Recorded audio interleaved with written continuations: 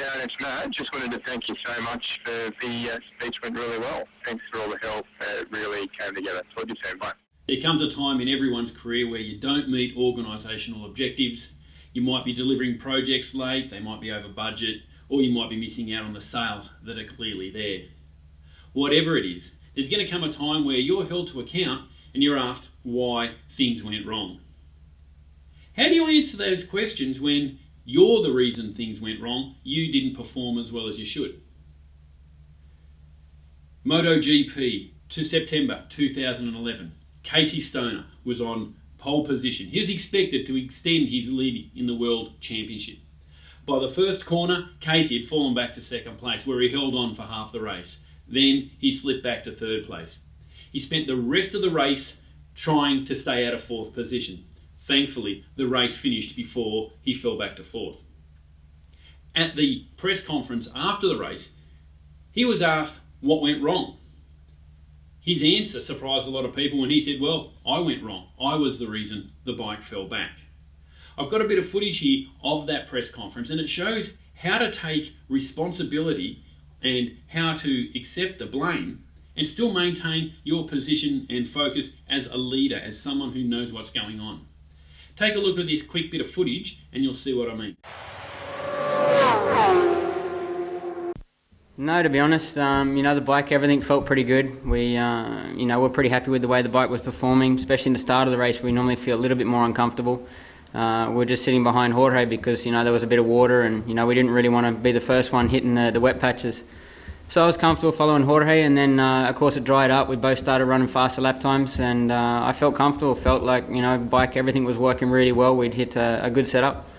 But then maybe halfway through the race, when I felt like, I was starting to get a feel for things, then all of a sudden I just started getting tired. My arms were struggling under brakes.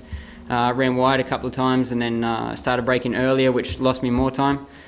And just sort of built from there. I tried just to keep a nice constant pace. I wasn't ever going to be able to catch Jorge again, but just to try and stay ahead of Danny. But just trying to keep that pace just made me more and more tired. So I think after these last few races and a few bad nights sleep between Indy and now didn't really help. And I think for the next race we'll be fine again. But it was a tough race for sure today. Hats off to Jorge. He rode a fantastic race. Didn't make any big mistakes, so he was able just to pull away at the front. But we'll be ready again in the next one. What a great example of a leader, a champion, saying everything around me went really well. I was the weakest link today. He said it and still maintained his position of authority, position of a leader, and someone who can be trusted and expected to perform better next time. How did he do that? First of all, he kept eye contact with those that he was talking to. He wasn't trying to hide his eye contact away. He was there, strong enough to look at people in the eye. His words that he used were spoken, and the vocal variety was the same when he was talking about how he went downhill as it was when he was speaking how the bike felt good and where he was sitting in the race. His body language, he wasn't fidgety, he wasn't uncomfortable, and he wasn't trying to squirm in his seat. He took ownership. He said, yep, this is what's happened, this is why it happened, next time it will be better. He took ownership and accepted what was there. Not trying to deflect criticism to anyone. The ability of a strong leader, a true leader, is to take ownership of mistakes, take ownership and responsibility for what's happened, so next time you can perform. Speak to you soon. Darren, it's Matt. Just wanted to thank you so much for all your help. The speech went really well. If you want to talk to me later, give us a shout on the mobile. But mate, thanks for all the help. It really came together. Talk to you soon. Bye.